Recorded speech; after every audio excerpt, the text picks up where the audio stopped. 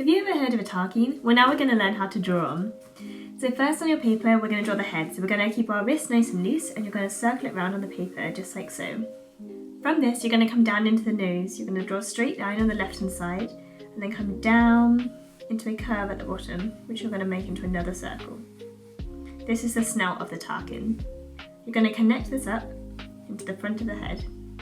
Then you're going to add the horns.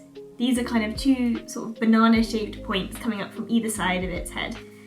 So the first one is going to come up just like this. They're quite steep curves. And the second one. Next, we're going to start marking on the shoulder and the body of the takin. So we're going to come up from that middle of the head. We're going to come up, curving off into a straight line for the back of the takin. You're going to come down with a sort of sloped line into the bottom. And then we're going to come out with a triangle shape for the back leg as it's walking along. This is going to then bend into a straight line going down into the hoof. And because it's an ungulate, like a hippo, it has a kind of like a high heel kind of appearance on its foot, just like this. Then its tummy is going to be a nice sort of curve down here. And then its big shoulder here, we're going to mark on with a circle initially, just so we can sort out that muscle. And then it's going to come down again with some straight lines that curve again into that hoof as it's walking along. You notice we've left a bit of a gap between the neck and the first foot. So that's because they've got this kind of bushy beard-like appearance with their hair. So we're going to mark that on, just with some rough lines curving back up to that head.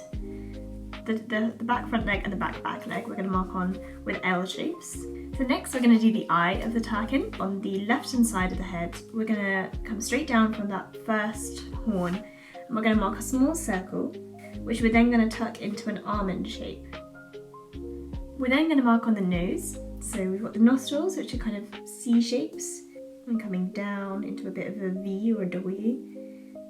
Now it's time to add some colour. Takins are really hairy and they're kind of like golden, yellow, some of them are grey, they're really varied. So I'm going to use some funky water-soluble pastels to do mine, but you can do yours any colour you want. The most important thing here is getting that hair texture.